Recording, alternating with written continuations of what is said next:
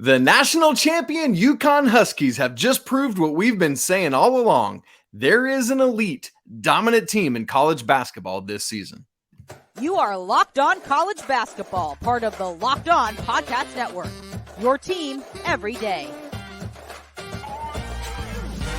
Hey there, what's up? Welcome into the Locked On College Basketball Podcast, the only daily national college hoop show out there. We are your co-hosts. This is my man, Andy Patton. I'm Isaac Shade, and we have sadly but blissfully, bittersweetly come to the end of the 2022-23 season, and the UConn Huskies are your national champion for the fifth time in the last 24 tournaments. Wild stuff, Andy. And we start by talking about this game. We'll get into the UConn of it all. We'll get into the San Diego State of it all in a little bit. But 76-59, Andy, I said it off the top. We've been telling you that based on historical KenPom numbers and other things, UConn was really the only viable national champion, and they proved it again on Monday night as the second number 4 seed to ever win. Still have never had a 5 seed win. All the other top 8 seeds have won at some point, but never a number 5. And Andy, we want to talk about some of these matchups that we had discussed on yesterday's show, how they played out in actuality. But man, let's look at some of the heavy hitters. Both Tristan Newton and Adam Sanogo finished with double doubles. One of those surprising, the other not. Sanogo had 4 double doubles out of their 6 tournament games. The only 2 he didn't, he fell shy because he had 8 rebounds. So obviously he turns into the MOP of this thing. Tristan Newton, meanwhile, 19-10. He was the leading scorer in the game, had a personal 7-0 run at one point. And I don't mean just 7 straight for UConn. I mean, no one else on either team scored in that run. And so, Andy, before we get to Newton and the backcourt stuff, let's look at the front court matchups, because I think that was where we surmised this would probably be one. The funny thing is, both front courts kind of did what we expected them to do. It's just that UConn's was really good, and San Diego State played as well. Yes. Yeah. It was a dominant performance from UConn across the board, quite honestly. And a shout out to San Diego State for making it interesting in the second half, something that really nobody else has managed to do against UConn throughout this tournament. Gonzaga folded, Arkansas folded, St. Mary's, they dealt with an injury, but they kind of folded as well. And San Diego Miami State got it to like 8. Was that Miami did keep it kind of close. So shout out to them as well. But San Diego State was really the only team that they had a horrendous first half. They went 11 minutes without making a field goal. It was 16. I have the note right here. The 16:34. Matt Bradley made about like a mid-range jumper. 5:26. Trammell had a layup. No, it couldn't have been a layup because that didn't happen. They didn't have any of those either. And I mean, 11 minutes. Yeah, and there's a tremendous shout out to UConn's defense, but really kind of speaking to what you were talking about with the front court, like UConn's front court was so excellent in this game. And the testament to what you just said, San Diego State didn't make a lay-in until the under 16 mark in the second half. That was our first lay-in of the game. And Mensah and Arop combined to have 1 point on 0 of 7 shooting in this game. Jaden Ledee, he had a nice game coming off the bench. Shout out to him, 7 points on 3 of 6 shooting. I thought that there was a lot of kind of isolation offense that San Diego State played where they got him the ball in the mid post. And instead of facing up and shooting, he decided to try to score on Donovan Clingan, which didn't go particularly well. He did pick up a few fouls on him, which helped San Diego State kind of pick up some momentum. But by and large, this was an absolutely dominant performance from UConn's front court. Adam Sanogo, again, 17-10. Clingan, as it is kind of so often the story with Donovan Clingan, the numbers don't really pop out at you. He had 4 points, 3 boards, 2 steals, a block, and an assist. Like a fine performance. Foul trouble kind of kept him off the floor for large chunks of the game, which is also part of the story for Donovan Clingan a lot of the time. But an absolutely dominant performance from UConn's front court. And I think we knew that there was a good chance that would be the reality for the Huskies, is that their front court would play extremely well because they have been doing it all season long and all tournament long in particular. But what we needed to see, Isaac, was whether their backcourt could do it, because you need everybody to beat San Diego State. This is a very good team, and you can't just beat them with your front court. And boy, howdy, did that backcourt step up for him. They did. Yeah, absolutely. We wondered yesterday. I mean, I very specifically remembered on yesterday's show saying, when we had that segment, we talked about if we wake up on Tuesday morning and San Diego State's your national champion is the headline, what happened? Well, one of the things we talked about was it meant that Jordan Hawkins and Tristan Newton had either not done much or San Diego State had shut them down. Right. Well, 35 combined points from these two young men. Not to mention that Newton double-double we talked about. I don't think we need to say much more about it. They did what they needed to do. And unfortunately for San Diego State on the flip side, Matt Bradley, their lone double-digit scorer on the season, didn't get there. It was 8 points, which is fine for a low-scoring team. Yeah. But I think San Diego State kind of goes as he goes. You said yesterday very well, Andy, I thought, that it needed to be both he and Trammell.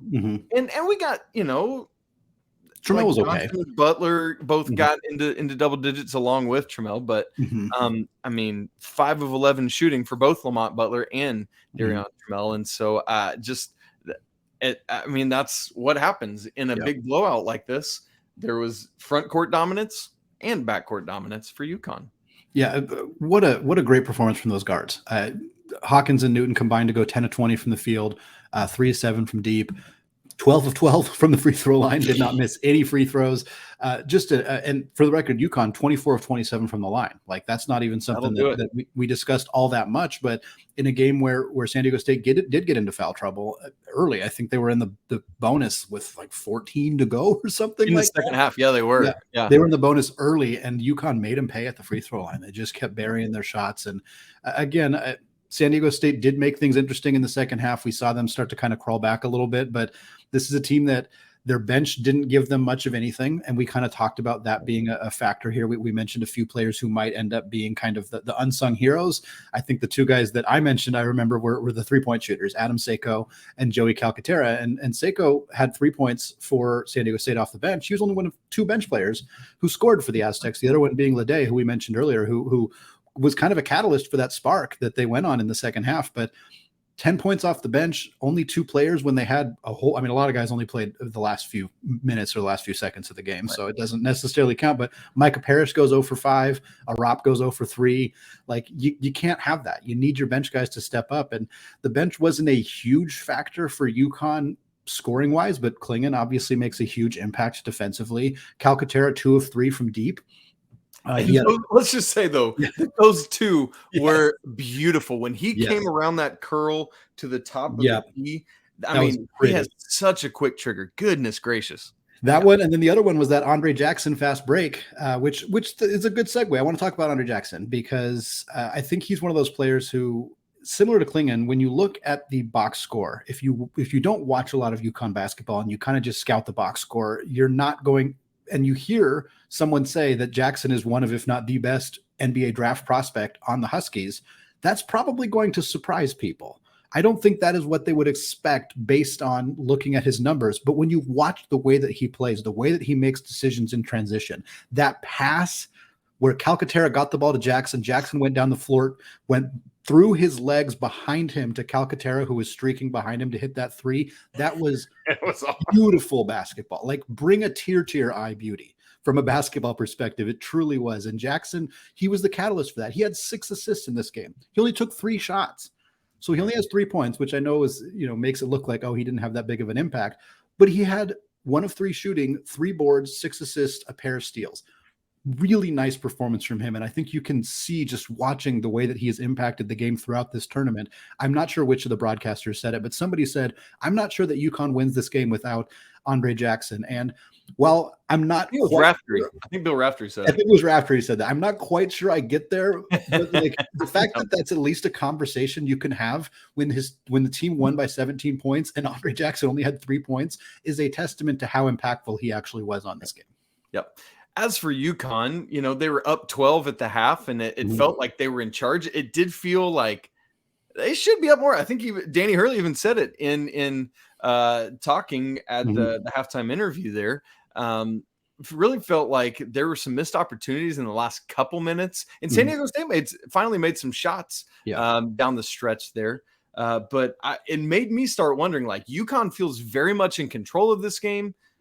But what can San Diego State, who's been a second half team, do in the second half? And we remember last year's national championship game where, Andy, I don't mind saying that the margin was 15 at halftime, and Kansas came all the way back and won the national championship from that. And so here's the thing. San Diego State did ultimately make that push. They got the lead down to 5 points, but UConn showed their tenacity, their experience, pushed it back out, and with about 2 minutes to go, they had put it beyond that halftime lead. And at that point, it was just mathematic, and it was pretty much over. And so San Diego State, credit to them for that push, but UConn just too much, too big, too athletic in the end. And so, Andy, I think one of the questions, and we'll probably end up talking about this more in the days and weeks to come, but in terms of this game itself, where does it fall in terms of national championship games? I don't mind giving it a and I think a lot of that is a tribute to UConn and just how freaking good they are. Yeah, I'm with you 100%. I think that the game itself wasn't excellent. We talked about the fact that San Diego State did not make a lay until the under 16 at the second half. Like that, some of that was UConn's defense, and good defense is not necessarily bad to watch.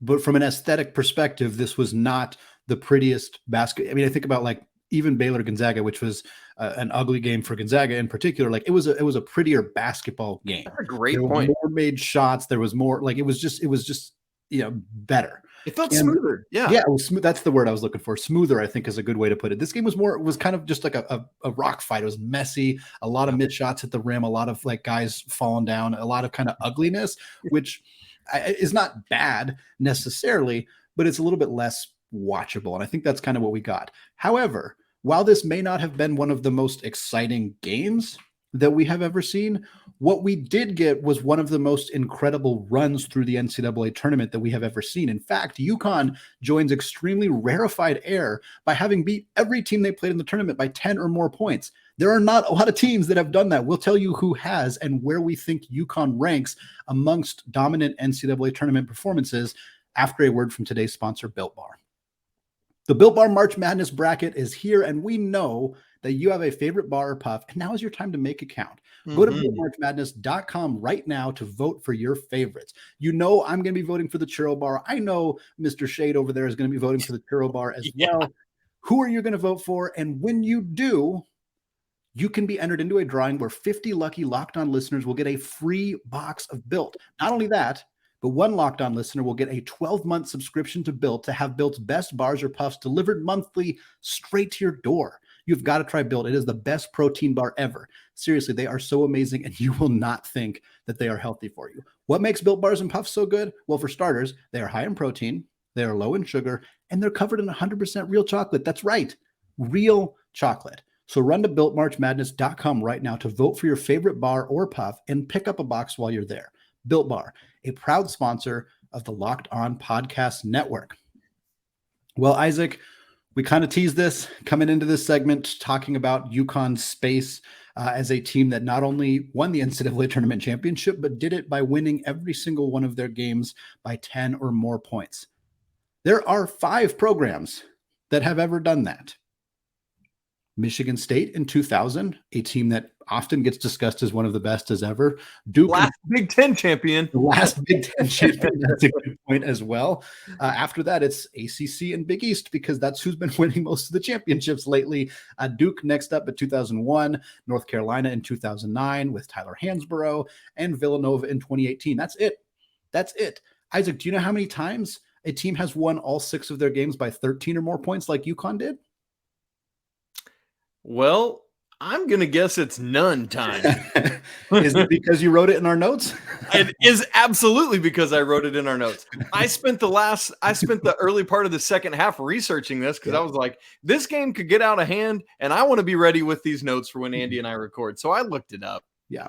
It's a great fact. And I think there is an element of how we rank UConn's run through the lens of who they played. And I tend to not like taking teams down too much for who they play because I don't think that you can't control that. It's not your fault that Kansas lost to Arkansas. Like that's not UConn's fault.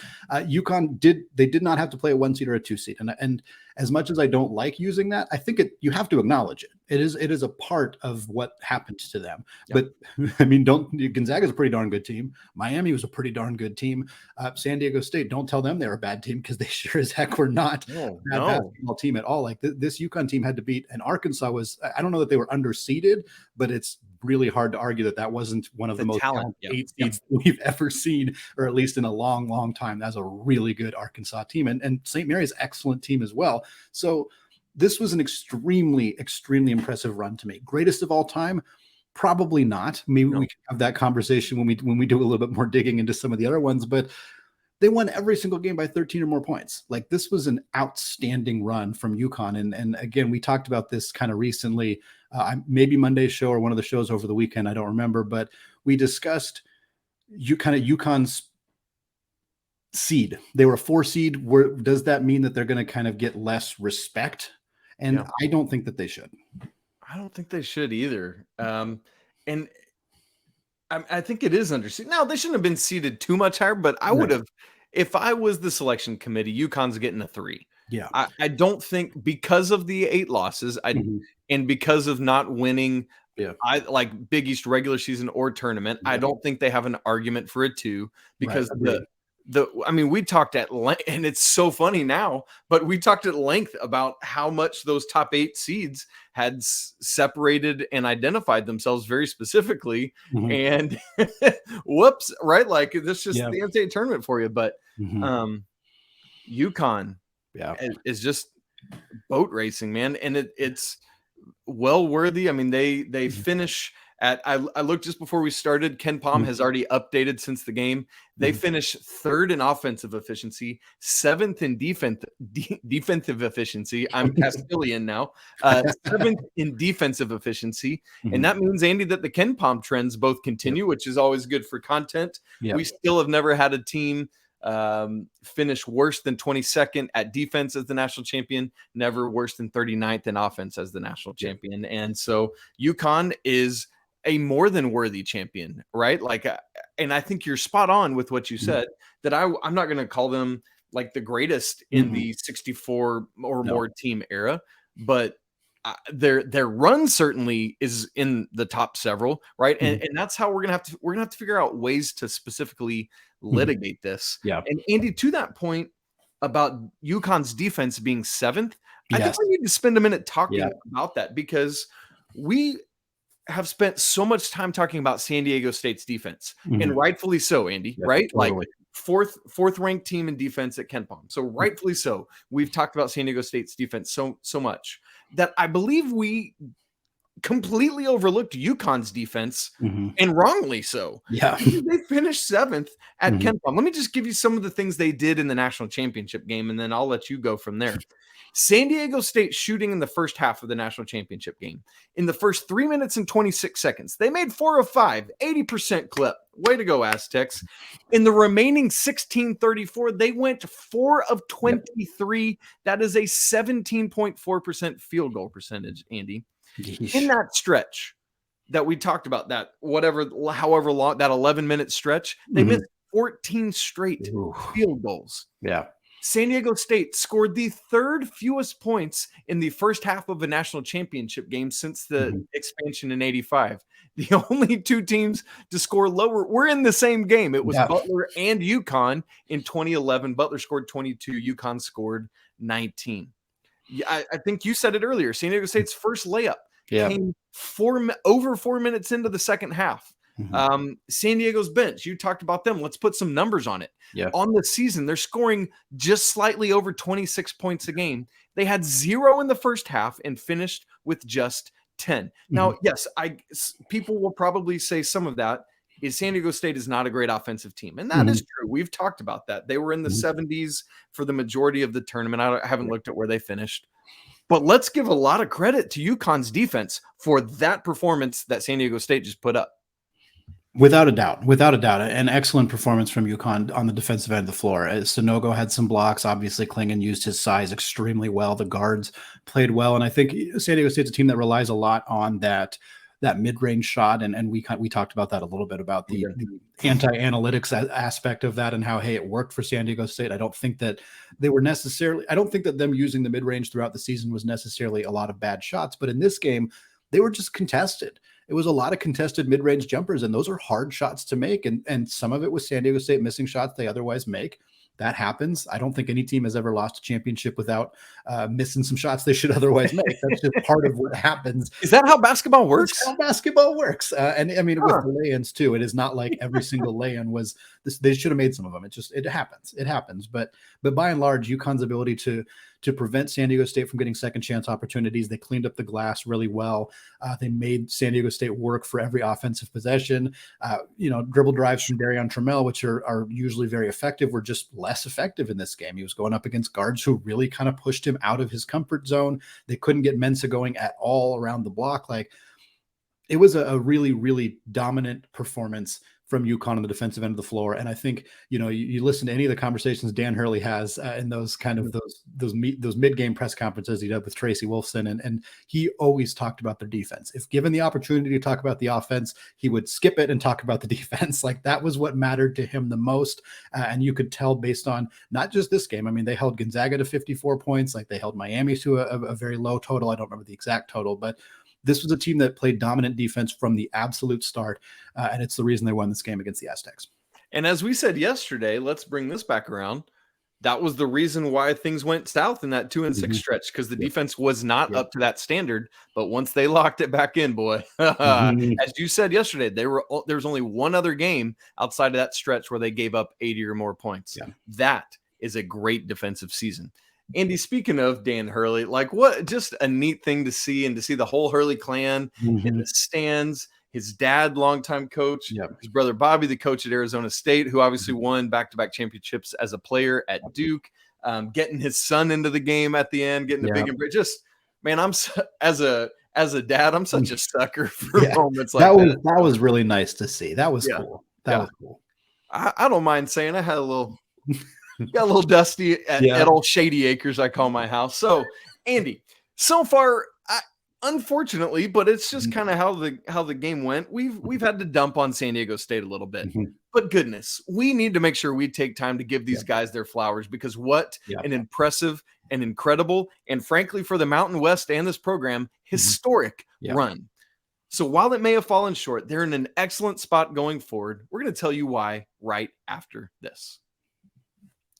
Andy, we've given UConn all their requisite due. We've praised them well, I think, like everyone's going to come on here and say, yeah, good job, Huskies, way to go. but we always in these moments have to stop and say, listen, you finished second out of 363 teams. That is something to be said. San Diego State has shown great grit all tournament long, battling back from adversity, from halftime deficits, finding ways to win. And that's what great teams do. Great teams don't always have to win by 13 or more all six. Like, I'm still wrapping my brain around the fact that UConn did that. But San Diego State, something has to be said for what a tough, gritty team this is, and the great coaching job Brian Dutcher has done. This is a much larger conversation we can have another time, my friend, but the rings culture, the championship culture that just exists in really in basketball specifically. I mean, it exists in baseball and football as well, but it's really wrapped up in the NBA, and it's kind of permeated to college a little bit as well. And I think it's unfortunate, because it means that great teams often maybe don't get completely forgotten. San Diego State fans are definitely not going to forget about this team, but I think that I'm worried that San Diego State will primarily be remembered for losing badly in the NCAA Tournament championship.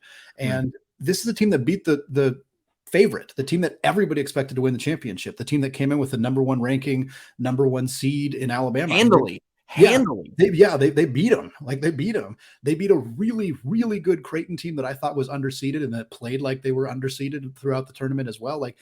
They won their first game, was a 30-win Charleston team that I thought was really good too. Like, this team beat a bunch of really good teams. They did something that has never been done, not only at their program, but in the entire conference.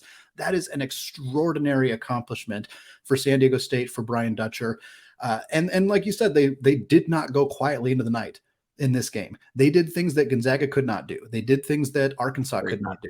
They did things that St. Mary's could not do. They did things that Miami sort of did, where they got the thing back to within 2 possessions. I couldn't believe it. I could not believe when I was watching the TV, like, they have a chance at this thing. And it did not look like they had even a slim chance in the first half.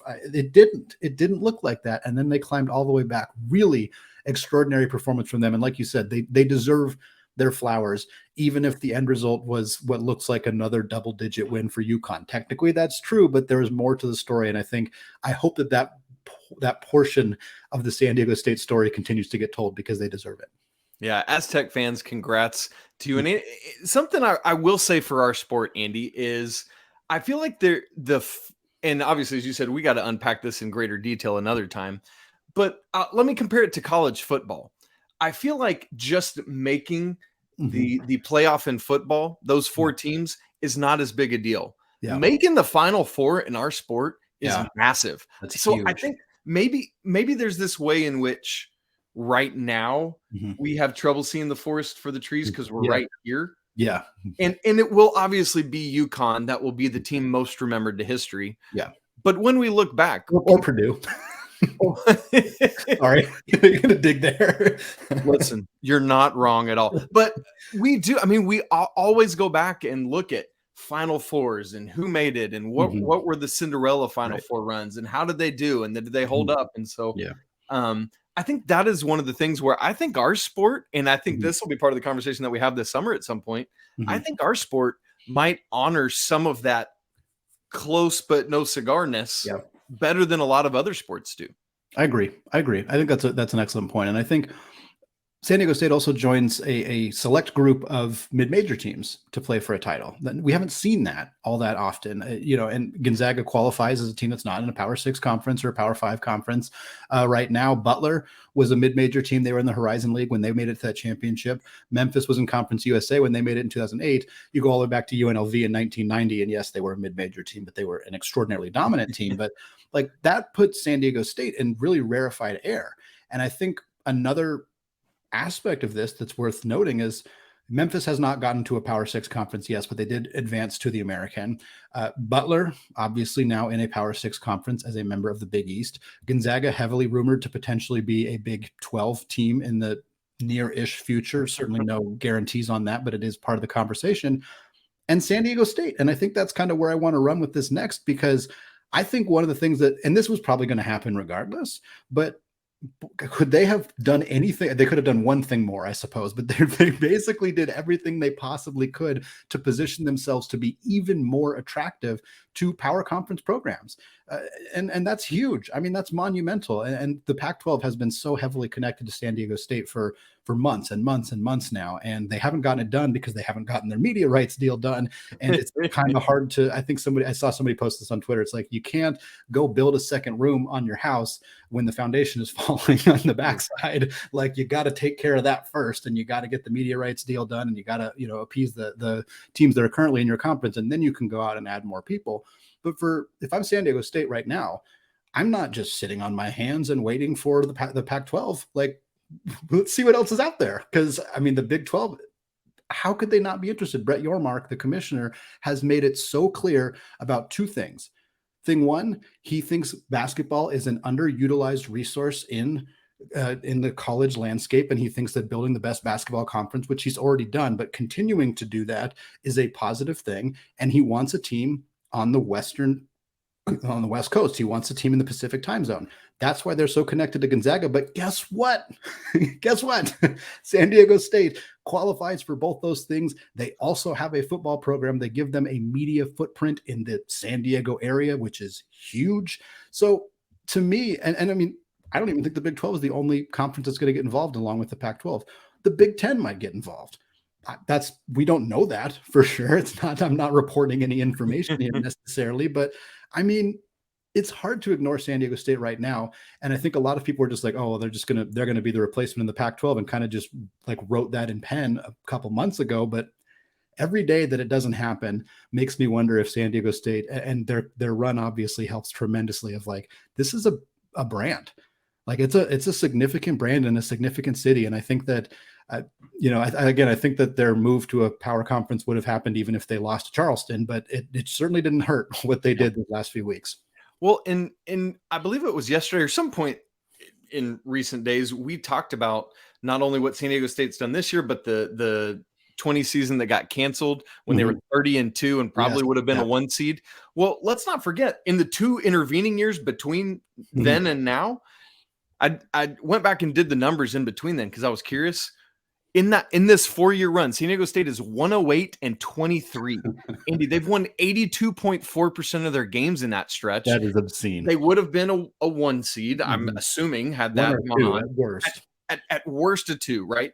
And then the next season a 6 seed, last season an 8 seed, and then obviously this year a 5 seed all the way to the national championship. Like Brian Dutcher's got this thing going, man. They are not going anywhere. I know they're going to lose some guys because they had some 5th-year guys that literally are out of eligibility, like the COVID year's gone and everything. But they're going to keep getting dudes, and guys are going to want to go play there, especially all the more if what you said happens. Like, can they be Virginia West, basically, right? Like defending in that same way, scoring just enough and doing it. I don't see why that can't happen. Well, we have to give a hearty goodbye, friends, to our friend Jim Nance. That's kind of how we wanted to end the show, was discussing Jim Nance and his we don't have to talk about it too much, but extraordinary legacy for him. Was nice to get to see him kind of close out on his terms. Of course, got the Masters coming up as well. An iconic figure in college basketball history, and it's going to be a bummer to not hear him going forward. It really will be. It's going to be in good hands, and excited for that. But man, it was weird. He's been doing this the majority of my life, like literally as long as I can remember it. And so cool that he got to close it out in his hometown. Would have loved the storyline if his alma mater had been one of the 2 teams playing. And that wasn't to be, but sports doesn't always do that. But what a wonderful ambassador for our game. What a wonderful job he does leading those broadcasts, man. I mean, you just know you're getting top elite play-by-play anytime he's on the call. And that combination of him and Raftery, man, is a combination. Obviously Grant Hill's fine as well, but I love the other 2 guys. And that's just a duo that I will not soon forget. Well, Jim Nance maybe head out the door, but we're not. This is not our last show. This is the last game that we're going to be recapping specifically on a podcast, at least until November. But Locked On College Basketball is here for you every single day, 5 days a week going into the offseason. We got so much transfer portal news, so much coaching carousel stuff, everything going on. Some stuff that we missed in the last few weeks that we're going to get to. We're going to cover that. We're going to cover all the new updates. LJ Cryer is in the transfer portal out of Baylor. What up? That's an interesting one. Of course, Hunter Dickinson in the portal as well. I think we already mentioned that on that show, but if not, wow. That's a huge name to be in the transfer portal. We're going to get so much stuff coming your way about that stuff. So if you don't already, follow us on Twitter. I'm Andy Patton, CBB. He is Isaac Shade. You can follow Locked On College Basketball on Twitter. You can find us on YouTube. Go hit that subscribe button if you have not done so yet. You can, of course, find us wherever you find your podcast. Leave us a review on iTunes. Let us know in the comments what you want to hear about this offseason, teams, players, storylines, anything like that. We're happy to hear those suggestions and potentially put them forward because, Isaac, as much as it's hard to say. We're not going to have college basketball games for quite a while. We got a long time till our next game. So I want to thank all of you for listening. And again, we're not going anywhere, so you'll see us very soon. But until then, peace out.